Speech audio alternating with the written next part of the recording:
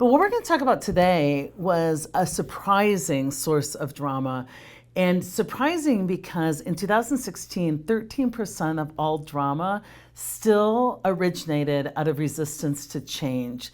That people still were thrown into drama. Drama was caused by change in the organization. I started to really question some of the conventional wisdoms that we've come to believe about change.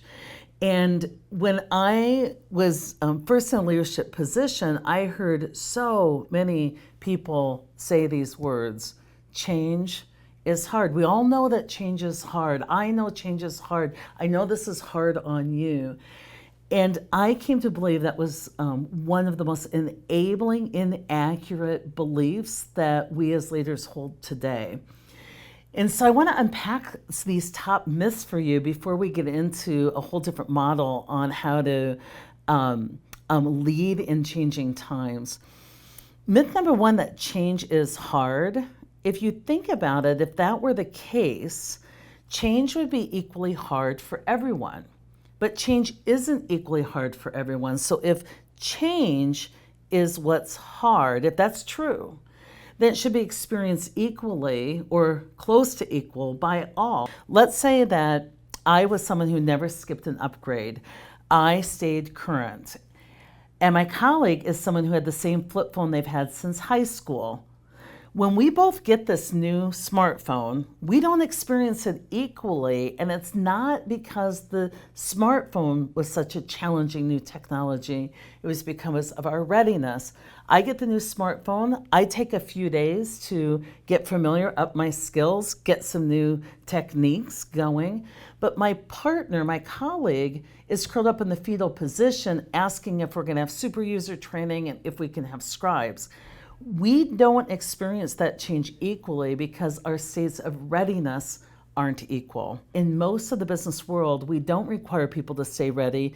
We let them go into states of unreadiness, and then when change comes, we have a whole lot of catching up to do, kind of startle them, wake them up, do a bunch of rapid cycle stuff, and then let them fall asleep again. So that was one of the myths in my research I really challenged.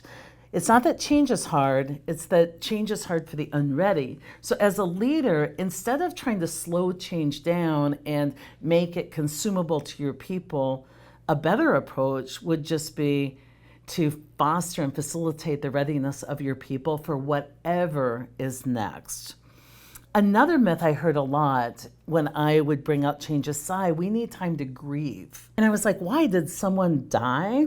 And they're like, well, no, but I've had the software for a couple of years. And so my approach to that is, let's deal with this differently. What if you just got fluent but not attached? Attachment's the source of your suffering. What if when I gave you software, you knew it was just temporary? I'm giving you software, I'll be back for it in a couple of years. It's your responsibility to get fluent.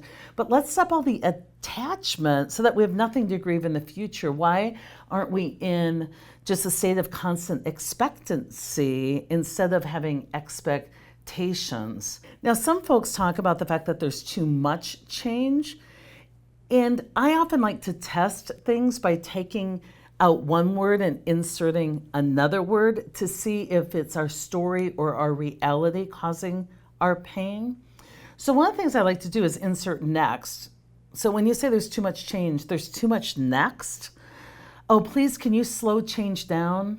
Do you want to slow next down? Instead of having this loaded word about this inconvenience, I tried to use language to show people how their thinking at times got flawed. But a lot of people say that there's too much change, or they even claim to be change fatigued. And so when I dug into that, I found that a lot of people are facing a lot of big change right now. There's some truth to that. But they aren't innocent victims. See, the reason we're having to make things change initiatives is because people have been skipping their daily upgrades in their work. When I started to get underneath and challenge these myths, these conventional wisdoms, I started to see that in many ways, the way we're leading people in change actually was fueling the drama, was keeping people stuck in more of a victim place, was really robbing them from their own development, was really what I would call codependent or enabling, since my background was in counseling and human behavior. A lot of you are familiar with this kind of 3-step model where people go through change as a transition. That was William Bridges' work. And when change hits us, there is some psychology involved. And it's not just transactional, but that people go through a letting go process. And to me, that letting go process is just moving from ego and low self to high self. So low self, I resist the change, I overreact, I see it as a threat, I tie myself to the past, I try and hold on, not let go. That's where a lot of us start with change. Many of us move on to go into maintenance, but the way we go into this middle place is not fully embracing change, ready for what's next, excited about the possibilities. It's with a certain, I'm not going to love it, but I'll survive it. If it's mandatory, I'll do it. But I'm not going to get on board. I'm going to hang out, hedge my bets, and just really try and control this whole process. And then there's a third place that in our company we call vision. So we call these stages resistance, maintenance, and vision. A third place where high accountables easily get to, fueled by self-reflection.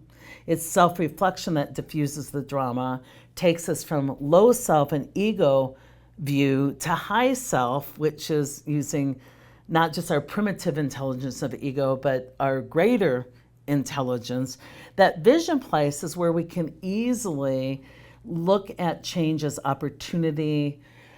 When we're beyond drama, we're naturally innovative and creative. We aren't searching for resources. We understand that we already have a lot of resources, and we're very much not focused on pining for the past or stressing about the future. It's very much in the moment, working in the zone, really cycling through and capitalizing and finding all the places we can plug and play and have impact. It's operating in the world in a higher level of consciousness. And we as leaders really hone in and give way too much time and attention to people in resistance. And that fuels the maintenance folks to toggle down and join where all the leadership energy is happening, rather than step up and join the visionary folks. And in fact, we starve those in vision. We leave them wanting and carrying more than their share of the current workload, while we fall for emotional blackmail and some other things of the resistors. Focus on the visionary folks and recruit from the maintenance folks, and don't worry about the resistance folks initially, because the same behavior can't please a high accountable and a low accountable at the same time. You're going to be ticking off someone. We just want you to have the right people uncomfortable.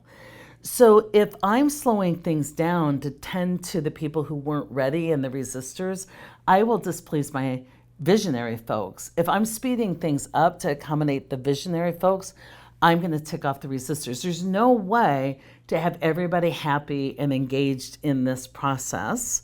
It's just by definition undoable.